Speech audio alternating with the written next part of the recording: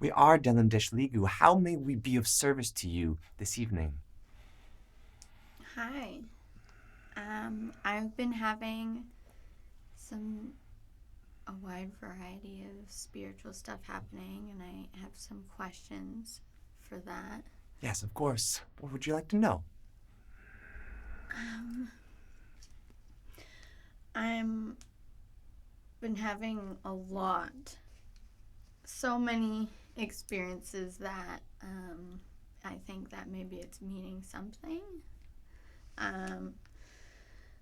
I have a lot of questions, so hopefully we can get to them. But I'm just wondering if maybe you would know if maybe my attunement with all this is because of me growing up sick. Your attunement, what do you mean by that? I'm thinking that maybe I have these experiences because I'm more in tuned. So your question is, why do you feel more in tune to spirituality in relation to other people, or? Yeah. Okay, so your connection with spirits, as you say, as you experience the thinning of the veil of your reality, is different, yes, because you have a slightly thinner sheath of what most people would call a groundedness. You have slightly less of that naturally. And yes, it is because part of your experience was a melding and a purifying and a breaking down of essentially what we would consider the ego, the thing that sends you through this reality, that strength that builds over time, especially gets implemented at a young age.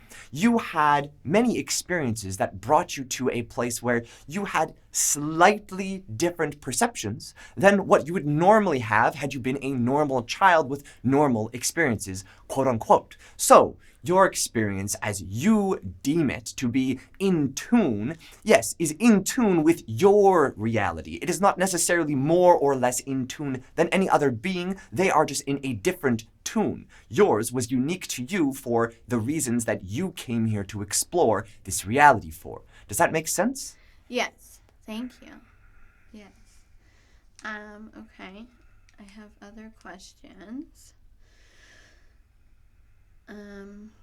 Can I use this to help people? Yes, of course. How do you wish to use it to help people? That is your question. Yeah. Have you asked yourself this? I have, but I feel like I need to be more in control of it, maybe? More in control of what? What is happening currently that you don't feel like you have control over? A lot has happened lately, but it's kind of all over the place. I feel like I'm not like, it kind of comes out of nowhere. So you feel like the situations where you're feeling more or less in tune happen randomly to you, and you wish to be able to walk into it and walk out of it. Yeah. Have you practiced walking in and walking out of that state, or are you just well-wishing with no action? I guess I haven't practiced, no. What do you wish to practice in order to get you into that state? Are there any practices that you have done before that have worked sufficiently to get you into that space? When I was 24, I lived like a monk, but that's not really realistic. But lately, what part of it is like a monk and what part of it is not realistic? For like a few months, isolated myself. I quit drinking, which I don't drink now, but I went vegan. I didn't go out. I meditated for 4 hours a day. I did mind practices all So it day. sounds like you were walking a straighter and narrower path than you were prior to that time period. Yeah. So you consider that living like a monk. So how do you think you could create a hybridization of that lifestyle with your current lifestyle? Is that a possibility?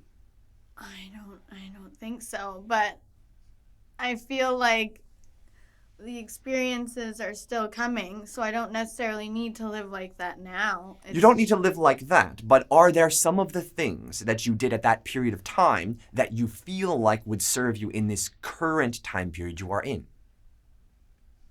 Um, maybe being vegan, Being vegan and anything else? meditating more. Meditating more. How much are you currently meditating?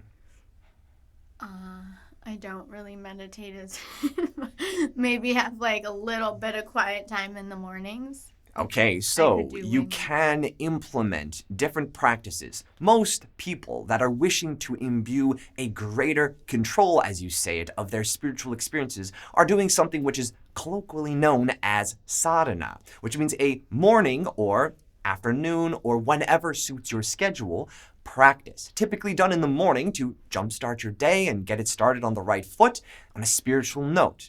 You get up and you have a practice of things that you do. Whatever resonates with you, you can try on different things at different times and see what helps you feel more in tune with your intunement that you're inquiring about. Having something that you're doing is going to be better than nothing. And as you hear of different things, because this pathway will open up to you more and more as you walk it, you will go, oh, there's also this other practice. Maybe I will try that, incorporate it with my morning sadhana practice. Does that make sense? Yeah, yes. So creating some sort of a practice is necessary. What that is not necessarily important, but it is going to be similar to all of the things that the other people like to do. So look around and see what the other people that get in tune tend to do, and that will probably work just fine. Okay, thank you. Okay,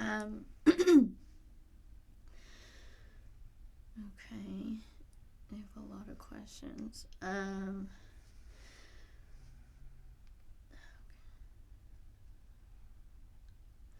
What would you think that the experiences I'm having would be called? Like, is it? You're curious about what the name is of what you're experiencing. Give us a description of your experience and maybe we can name it. Oh, I have a lot. Like the other day I was sitting on my couch and there was a huge, like, I could feel energy moving over top of my head. There was like a huge all throughout the ceiling. And I was cleaning the house the other day and a nickel dropped right in front of me out of nowhere. And I was brushing my teeth and some facial cleanser flew off the tub and hit the faucet. So you're seeing serendipitous experiences and energetic experiences. That is currently what you would call your higher self or other beings that wish to help you on your path, awaken you. For what you experienced during those, if you are bringing them up again, was a slight jolt in, I wonder what that is about. Mm-hmm. Right, these are messages. What they are about are open to interpretation. One person could see that and not think anything. Another person could think, oh, I don't know what this energy is up here, maybe I'm getting a headache. You tend to perceive these as something is happening, something is trying to get your attention. Does that feel correct to you? Yeah. So what do you believe is trying to get your attention? I'm not really sure. Like, I had an experience where I was sitting and it felt like cobwebs were being shot at me. And so I was kind of like pulling on them. I don't even know what that means. You were feeling cobwebs. Yeah, yeah. I know it sounds... No, that sounds just fine. Okay. The ways that all of the parallel reality experiences that intermingle with your 3D, so all of these experiences that you feel are probably paranormal of some sort, or something beyond what is normal at the very least, yes, there are communications happening, and you're also able to perceive subtle energetics, right? So if you're feeling cobwebs, this can represent something to you, like maybe you feel like you're getting stuck on something energetically. Maybe in your mind, it's representing and manifesting itself externally. Okay. There are many ways that the universe and your higher beings and guides can get your attention. Sometimes it's through dreams, sometimes it's through serendipitous things happening, and sometimes it's through literally feeling the energy in your body. This is the thing, though. Part of the experience of all humans here is to discern for yourself and then to create more of this experience that you prefer. So if you prefer the cobweb experience, you can have more of that. If you don't, then you can work with different ways of perceiving that experience to transform it into light, to understand that, oh, maybe there is something that's trying to get my attention with how I get stuck, or I can get stuck in webs of thoughts, perceptions, or beliefs. Does that make sense? Yeah. Yeah. What do you think? So with that nickel falling, what do you think that was? Was that There was a nickel around you, and it just so happened to be the easiest thing that could grab your attention at that moment. Does that make sense? It kind of fell out of nowhere and bounced on the floor and kind of... Well, it fell to get your attention. Okay. Where it came from may have been around you. Yeah. It may have not been. If it came out of nowhere, that's still somewhere. So regardless, where it came from, the somewhere that it did come from, isn't so important. What is important is that you're noticing these signs. Yeah. There is something that is beckoning you to go inwards, to do these practices that you know you could do, but you don't prioritize in your life. And then from there, you won't need these experiences to happen in that way. And if they do happen, they will have a clearer and more direct communication with you. This is what we're going for, a direct communication. Not so much that you know exactly everything all the time, but more direct to the point that the thing that's trying to grab your attention isn't just trying to grab your attention. You are able to interpret the message that is being brought forward. And if you have a sadhana practice, very often that will come through in the way of least effort. The more effort that your guides need to put through into grabbing your attention, it is not necessary for you to necessarily grow. Because the whole process of all of this is for your guides to guide you on the path to growth. For part of these many experiences happening have brought you here to inquire so that you can get a little bit clearer on your path. This is the slow way. What we are directing you to is to doing it the fast way, the integral way, so that you can know for yourself all of these answers naturally, which is what the majority of these are beckoning you to go inwards. Does that make sense? Yeah, it does. Where do you think these guides are from, or do you... Your guides are intimately connected to you as you are birthed into physical form. You have guides that come with you. Sometimes, in your past life, you may have been a guide to another being, and these guides are now guides for you. They were humans and other experiences. All of the guides that people have are resonances. These guides that you have currently are spirit helpers that currently have resonance with your journey in your particular way. There's a symbiotic relationship, for as you grow, they grow as well. So you're doing more than just a service for yourself by expanding your consciousness. You are actually expanding all beings around you, your guides included. They are just right near you, ready for you, and ready to help you and teach you. They're not from anywhere far away. They are right here, right now. We are lightly in communication with them to help you on your journey, for this is least resistance as far as the path of bringing knowledge forth to you. Okay. I noticed I have a major connection with animals. I was wondering if maybe it has to do with that thinner layer, I guess you would say, or is it just because I'm calming? What happens in this connection with animals? What is your experience of the animals? Like all animals like me, even vicious ones. Ever since I was young, I kind of made this prayer up. Like if I see a dead animal on the side of the road or I see a dead animal, I say this prayer to them. And I might be silly, but I picture like me helping them pass if they're still stuck. And I've been saying it ever since. Sometimes I have to say it multiple times a day if I'm driving and I see multiple. I just always have like this.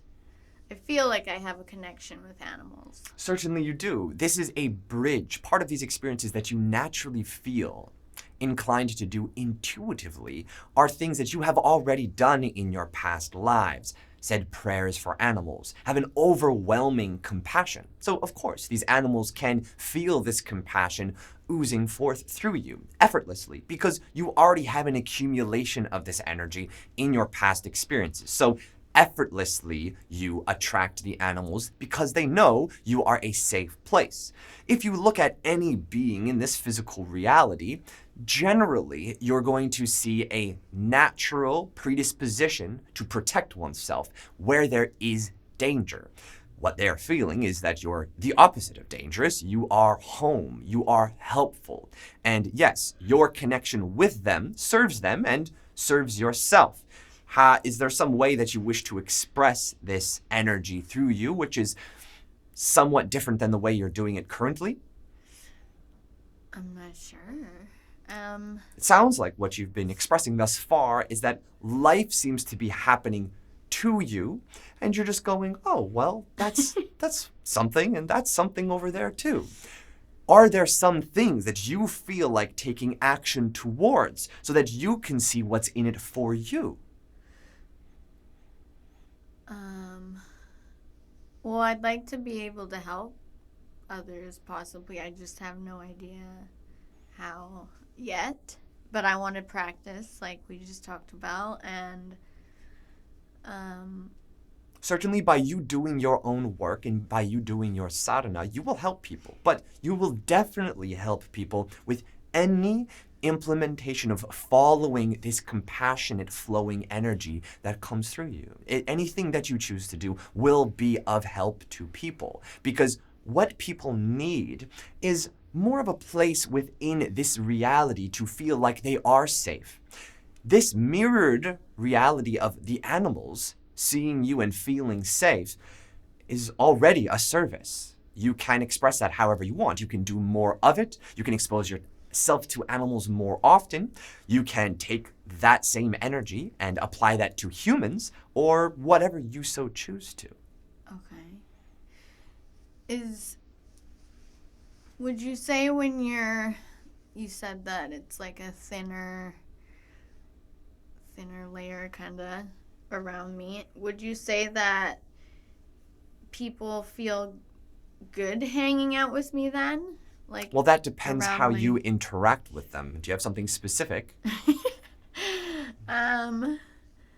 It feels like, yeah, kind of like it feels like some people I don't even really know, they come to me for more like a therapeutic experience, I Sounds guess? like the exact thing that you are seeing in the animals. Is that things, people, places, wherever you go, you have a natural imbuing on the external reality of safety. You make others feel safe. Oh, I see, yeah. Right, because you have a way of being that encourages them to open up. Okay. Okay, that makes sense. Okay, I have a question. So this happened years ago. I was meditating to binaural beats, and I astral projected. And I saw pyramids. It was like Egypt was in front of me. It was really, really crazy. Do you know maybe what that meant, or? A pyramid is a very powerful structure that is definitely known by most beings on your planet to be a powerful structure. So what that meant for you is to follow a breadcrumb trail. Many of these things that are happening to you are all about this breadcrumb trail of, oh, there's pyramids. I wonder what that means. Maybe I'm going to go on Google. Maybe I'm going to watch a show about the pyramids. Maybe I'm going to get curious. It's all about following this path of an understanding of the unfoldment of your journey and being curious and taking the opportunities as they are presented to you. So, certainly, I would say that your experience with the pyramids was getting you to follow more of that. It also could be that because you had an astral projection experience to the binaural beats, that maybe what you want to do is incorporate those binaural beats, not necessarily the exact one, but that practice into your routine of spirituality, because it sounds like you had a powerful experience. We're not saying that so that you try to recreate the same experience. That's not what this is about. What it is about is finding something that resonates with you. And since you brought it up, it sounds like it may resonate with you. So following the breadcrumb trail and also knowing that whatever it is that creates powerful experiences for you, maybe you want to do more of that. Okay. That makes sense, yeah. Okay, let's see. So I've seen, this might be the breadcrumb thing, but I've seen a few orbs. One was bright blue, and I saw one just the other day, and it was white. Do those have different meaning, or are those, again, kind of like the breadcrumb? We'll start with, how did it make you feel when you saw the orbs? The baby blue one, I was highly depressed, and I was actually crying at the time. And it kind of distracted me from how I was so sad, because I was, like, in awe by it. And then just the other day, the white one, I wasn't like I felt fine. I was just kind of like in awe slightly, and then I was like, okay, that's cool. Well, it can feel like a common occurrence if it is that for you. Would you like to make this more of a common occurrence? Yeah, that seems like a more calming way of going through this stuff. Like the spider web one kind of freaked me out. Yes, all of these are going to mirror different things within yourself. Yeah. That you can see, oh, well, this one feels good. This one feels not so good. What is this representing to me? Well, when I felt sad, something came here to bring me a little bit of comfort. You use the word distraction. We would use the word comfort. It comforts you to know you're not alone when you're in those states. And you also see them sometimes when it's just normal. You're just hanging out. Whatever is happening to you is serendipitous. You can follow it. You can find out different things about it. But certainly, it is becoming more of a commonplace experience in your life, it sounds like. And in that way, you can become a messenger for others, for these profound experiences happening around you can bring messages, can connect the dots between other people's experiences for you, as well as we are connecting the dots for your experience in some way as you inquire. Most importantly, you always allow others to inquire. You can share the experience of, I see an orb over there. And your friend says, oh, well, I wonder what that means. And say, well, maybe we should meditate and connect to what it means for us. And that can open a door, a whole channeling doorway for you to connect with energies outside of yourself, so you can, as you inquired to do, be of service to help people. Okay. To add to that, I did a sound bath here recently, and I don't know if it's because my head was so I brought a girlfriend of mine, and my head was kind of positioned where she was laying, and I was kind of like anxious. Sound baths always make me anxious, so I was just trying to get comfortable, and then I had this like yelling voice, which wasn't mine, and it was saying, it said, I am beautiful, but it was really frustrated and it wasn't my voice. And I was kind of confused at that. And my girlfriend ended up leaving. We all ended up leaving. And the next day, my girlfriend messaged me and said that the sound bath was really productive for her. It helped her a lot. And she's been struggling with her beauty. And she's been struggling with her beauty and what to do and what not. So I feel like I don't know what I heard. I don't know if I heard her higher self or if I heard her, or do you have any?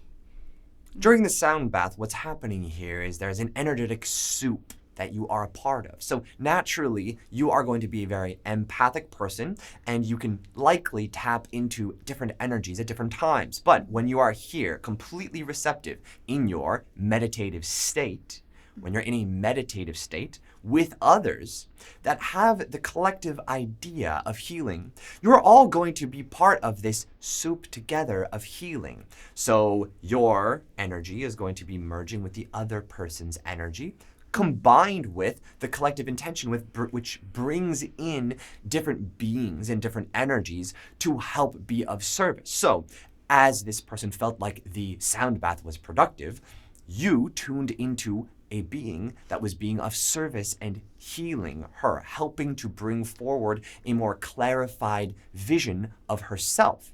And you heard that voice coming through, which is essentially just a purification of limitation, almost like sun that's blasting onto the fog. Sometimes the mind can get foggy, and when the sun shines through, you just so happen to see the sun shining through to her as well. So as you open up your consciousness, you can certainly perceive more of reality that's happening around you. So I heard like an energy that was helping her, kind of? Yes. And you were part of the healing as well, as all the beings in the room were part of that healing. So when you come together and you all intend to heal, you are all doing it with each other. So it was not so much that whatever instruments were used here were doing the healing or the person was doing the healing. Everything was healing everything simultaneously. And the more you are open to healing and the stronger your desire to heal, you have a greater opportunity for that. Okay. So when I start practicing more and kind of harnessing it more, would you say that profiting off of spirituality stuff isn't good, or is it okay? Because I've been told different opinions, and I don't want to. It all depends on your orientation. If a being is profiting to the degradation of another, the predation, a parasitic relationship, sucking energy, resources. So the way that it typically works in healing or helping is that the person who is actually a helper doesn't really want to lose the source of income. They want to keep this being dependent upon them. So if you have pure intention, if you are profiting is an interesting word because you can use that in a multitude of ways. You could say, I am profiting to your detriment, or this is win-win, or win-win-win-win-win-win-win. As you come to me to seek healing, I can be here to present healing. Therefore, creating a healing state in this vehicle here and imbuing it to you. And as you earn money doing what you do in life, you can share that with me, therefore securing me physically, therefore receiving the appreciation from me to you, and it goes back and forth and back and forth. So it all depends on your relationship to what money means to you, and more importantly, how you're relating it to the person you seek to help. There are a lot of negative beliefs, very negative beliefs about the interactions of money on your planet, which we would say are necessary. to make you self-aware. It is important that you all know that if you're doing things for money to the detriment of another being, of course, that is not how you want to live. But you don't want to do anything to the detriment of another unless you do. And it sounds like you don't. So your inquiry to, should I be doing this in a way that is wholesome? That is your question, truly. Do you want to do it in a wholesome way? Yes. And it just so happens to be that there will be opportunities for challenges that will test your wholesome integrity of how you wish to serve. But therefore, when that comes in, it will just help you to be of greater service continually and unendingly by recognizing that I have a limiting belief, or that I don't have that much money coming in. This person is a high-paying client and I want them around. What we would suggest is, how can you bring more value and more value through? If you focus your energy in that way, you will not focus your energy on a way that, how can I keep this person around while doing the exact same thing that I'm doing? Naturally, people are going to seek different experiences. If you can't offer a multitude of experiences, all beings in whatever field of healing or whatever must understand that this is going to be an experience that all beings have. Sometimes someone is your client, and sometimes they are not. So as long as you don't perceive it as a scarcity way, and as long as you're not trying to control them to stay in that position, and therefore limit their healing, limit their growth, and limit their freedom, you are doing it in a very wholesome way. Does that make sense? Yeah, like allow it to flow naturally, kind of. Allow it to flow naturally, yes. However, naturally can mean a multitude of things. You could have someone coming to you saying probably what you've already heard, that you should not be charging for your spiritual insights. This is just a personal preference. Okay. If all of your bills are already paid and you don't need the money at all, and this is just an expression of joy, then that is fine. But that's up to you. You are the decider of that. Okay, thank you.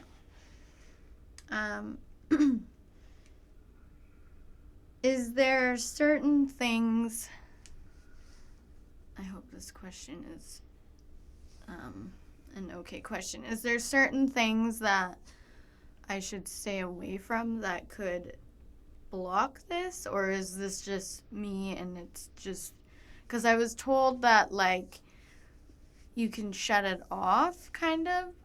You can numb out the effect of your experience of reality. Certainly, there are many beings on your planet doing such a thing, running away from themselves because they are afraid to step into their power, because there's a part of themselves that has to die in order for them to step into their power. And that part that doesn't want to die wants to live. However, it is, for the majority of you, not necessarily useful on your path. So if you numb out, and you've already numbed out, there's a part of yourself existing currently that likes to numb out. So if there are substances or things you are consuming that numb you out, this could be food, drugs, alcohol, anything like that. Yes, it can numb the experience and dull the experience. So whatever heightens your senses will make you more in tune, and whatever dulls the senses will make you less in tune. Okay. To add to that, why do you think humanity is going through such turmoil right now? Is it because they're so numbed out? What turmoil do you speak of? There's a multitude of things happening on your planet currently and concurrently. So if you're speaking about politics, that's one type of thing. If you're talking about, what are you speaking of? I'd say mental health and war and, just like how there's not very good people in politics and power at the moment. Like, what do you... Simply put, beings that seek power will be the beings that are in a position of power. Do you seek power? Oh, yeah, I see what you mean. There's a direct correlation between the necessity of every single aspect of this current reality, right now in this nexus. There is an unfolding trajectory where things are in flux and things are always different. If you're referring to politics, there will be beings that seek power in those positions for quite some time. Wars are an exhausting of old energy. As these energies exhaust themselves, things get clearer, people get clearer, leaders get clearer. But all wars are also an expression of power. So you must understand that as long as beings are seeking power, there's going to be animosity and war. As far as mental health, this is a direct and similar correlation. For a being that is in a negative mental health state, they are seeing the world antagonistically. In some way, they are not liking the reality they are in. They are at odds with reality.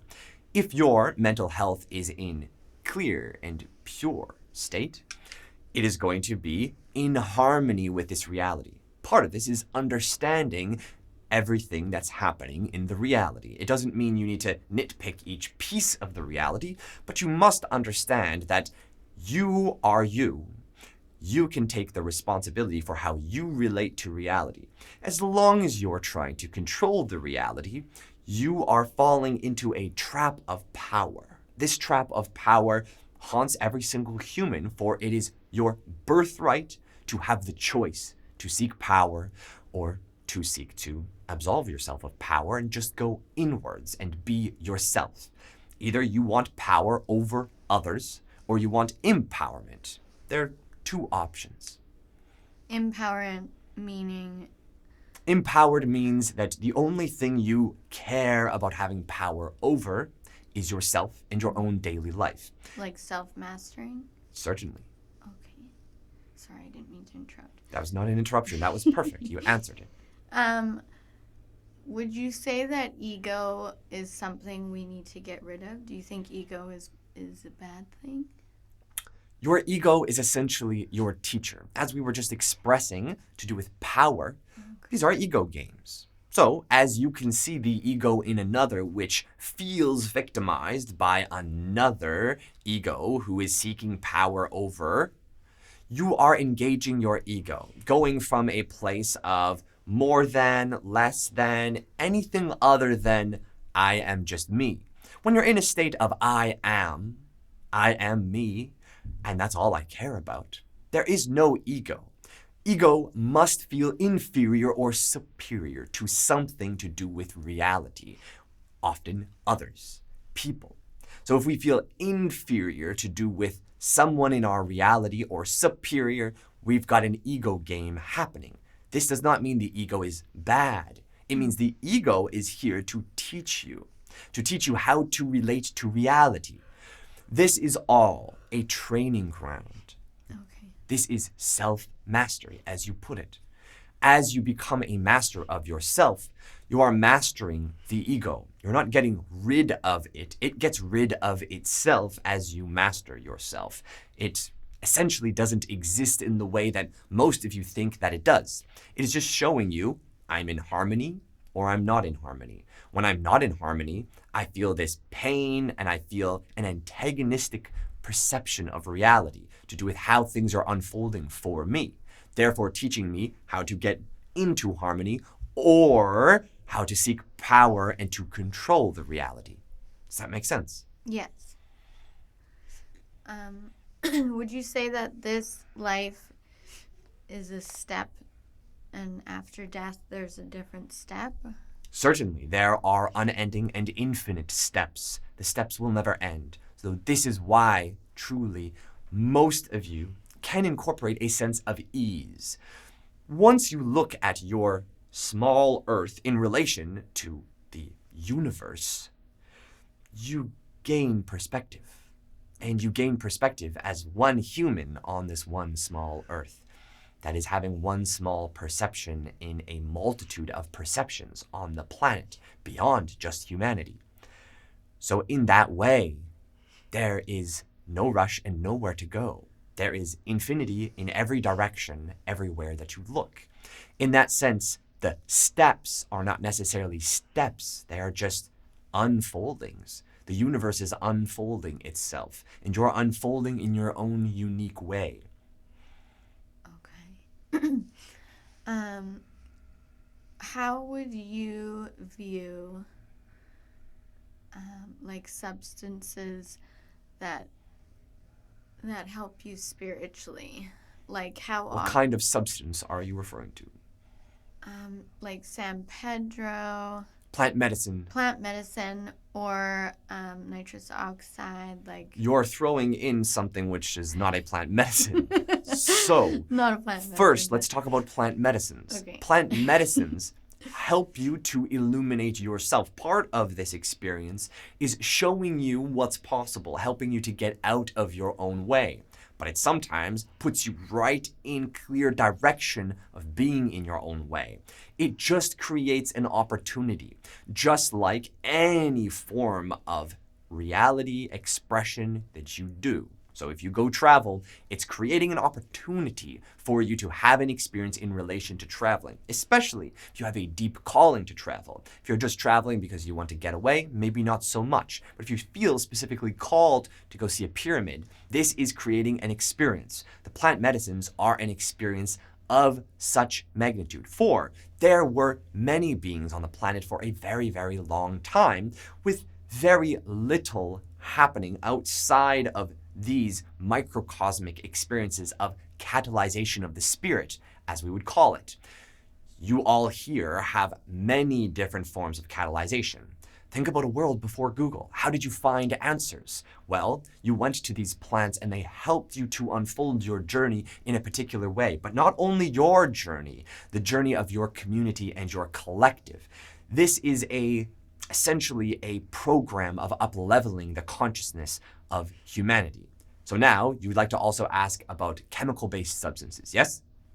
Yeah, there's been I don't drink alcohol. I don't do any like party drugs or anything, but there's one in particular, and it seems when I do them, I have the most profound. It's almost like it just completely opens my channels, and I have the whole time I'm having all these spiritual, most profound experiences. I was just wondering. So it sounds like what you're expressing is that this works well for you. Yeah. We will not speak about the substance in particular, for that substance itself can be used in a positive way or it can be used in a negative way, as all substances can. This one just so happens to have a high potential for abuse.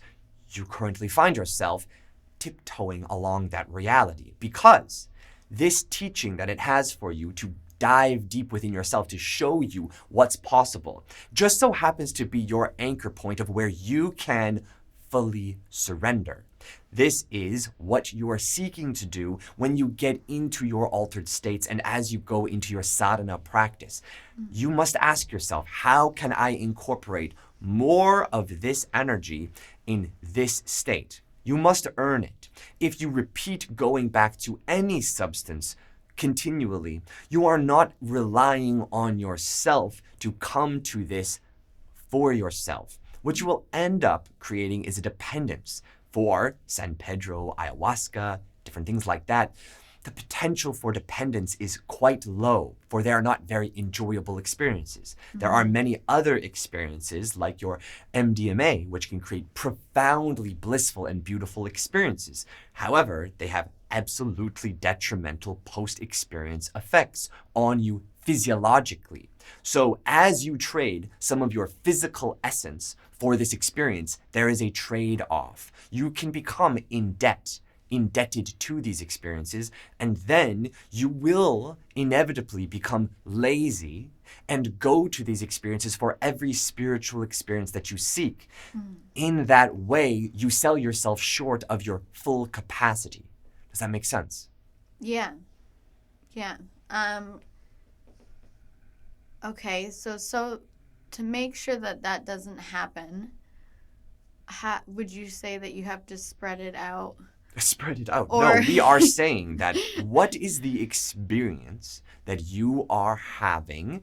Get clear on that in yourself and become very aware that that experience is you. That means you have the capacity to be that. Spreading out the experiences is the absolute opposite of what we are saying. What we are saying is you can now integrate the awareness that you have of how profound these experiences have been and start to integrate that into your daily practice and go, this is my intention for this practice, to open up that channel because I can see that's possible. I have opened up my mind and there's this energy that I bring to this where I really trust that it's going to become spiritual when I take this substance. That's okay. All of these are positives. The negative is to give your power away thinking that you are going to unendingly do that.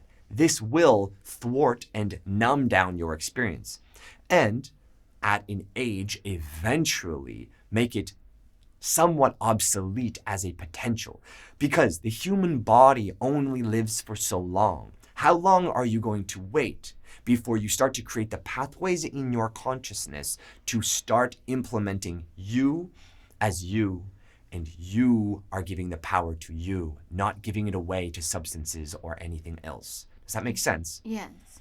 Yeah, that makes sense. It's responsibility. Okay.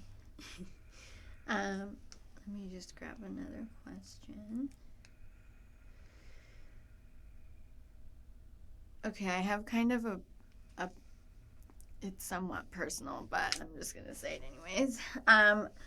So I quit drinking over 5 years ago, and there was multiple reasons why I quit. One of the reasons was I was dating, like I was single, and 5 times it happened where I was drunk at the time. I went to be intimate, like hook up with a guy, and 5 times it happened where just before I hooked up with the guy, I saw another being there. And the first 4 times I was like in shock, of course. So my human kind of just like blew it off. And then the 5th time I really realized, like, okay, there's something that I've been seeing now regularly. And it seemed to always wear a gray hoodie with the hood over its face, so I could never see its face. And so the 5th time this happened, it was like 9 in the morning, and I was still drinking with this guy that I had been seeing, and he had to run out for a bit. So he comes back, and I see this being come in behind him, and I asked him finally, because I like wanted it to hear me, I guess. I was like, did you bring somebody? And he was like, no, like, what are you talking about? And so the being realized finally that I see it. So it ducked and it ran behind the wall. I was told by kind of like a psychic that I was going to before that there's things that can feed off your orgasms. I'm just wondering if maybe you would have any idea on what that would have been and if it's still around. And this experience that you had, you were perceiving what would be an entity that was following around the person you were having your sexual interactions with. Oh. The reason that it ran was not because you saw it, is because you could have exposed it to the person you're interacting with. It didn't want to be seen by them. It doesn't really care as long as it's getting its fuel source. Yes, orgasms can be its fuel source per se, but more importantly, it's feeding off of the overall energy of that person that you were interacting with. Does that make sense? Yeah, and that person I later found out had a major drug addiction, so it wasn't me then? What wasn't you? Like it wasn't coming after me or followed me? No, it or was not anything? coming after you. What you were perceiving was an energy that was following that being. And in particular, yes, it was a being that enjoyed the experience that it created, right? They had a co-mutual friendship where they bonded over drug consumption. This is very common that entities will cohabit a body because that spirit wishes to experience more drug addiction. It didn't get its fill, or nor does it have a viable human body that it has access to. So that it's its lowest hanging fruit to re-experience more, to get out of its system, you could say, more of that experience, so it doesn't necessarily have to do so in physical form. But if it were to be discovered, it doesn't want to because it wants to continue getting its fix. Okay. We have time for one more question. Okay. Okay. I had another experience in my last place. I ended up getting one of those little red envelopes that you can kind of give offerings to gods and stuff like that. My girlfriend gave me this red envelope, but I didn't have any like statue or anything to offer, so I just put $20 in it and I put it on my window, and I kind of did like a little prayer. And 3 nights later, I was sleeping in bed and my dog was behind me, and I woke up and it was like 3:30 or something, and I could tell that there was something behind me, and I was scared, which I don't usually get that feeling with experiences. Usually I'm like feel fine, but I was like really scared, and it was like I could feel whatever it was heavy behind me, and I was too scared to turn around, and it said in a voice, but it was like an old lady voice. It said, "Shh, quiet, child." And as soon as it said that, I turned around and there was nothing there. Do you know what maybe that would have been? Clearly you were being too loud. While I was sleeping? Well, what happens is the interactions that you have are very often representative of what is happening in that moment. So it's most important to talk about as most recent experiences as possible, due to the fact that each breadcrumb trail you have access to, right? So at that moment, we could only surmise that you could have been speaking at certain times where it wasn't benefiting you to speak. So it was reminding you to be quiet. That trade that you gave, $20 to the spirits, came and gave you some wisdom. We don't know if it applied to you at that time, but we would suggest that each time you receive a message, you really take it seriously, meditate upon what all of the nuances of the answers could be, allowing yourself to go, is that applying here? Is that applying here? Is this direct? Is this symbolic? Playing with that will actually create pathways in your brain for you to open up more of the channel for yourself to get clearer and clearer on what the answers can potentially be, if that makes sense. That's what the majority of these experiences are creating for you.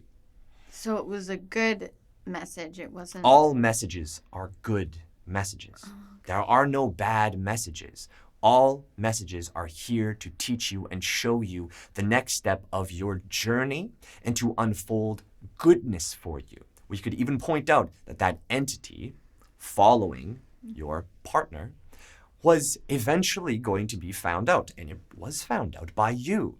You could have presented a message, and that could have impacted that being to go, whoa, I've got negative beings following me around. That in and of itself is a positive message, so that that being can become more self-aware of the consequences of their actions. It doesn't mean that they would have. It is just opportunities, and that being's higher self welcomes in these spirits for it to have a spirit accompaniment to exacerbate symptoms so that it can express and unfold further its path so that it can see itself. Therefore, taking every experience as positive means that you're learning from the experience. If you learn from the experience, then it's good, and every experience can be used to learn from. Does that make sense? Yeah. Yes. We thank you for this interaction. We thank you for having such a wonderful list of many questions. We hoped we could have gotten to all of them, but maybe we can have another interaction at some point. We bid you farewell. Have a great evening.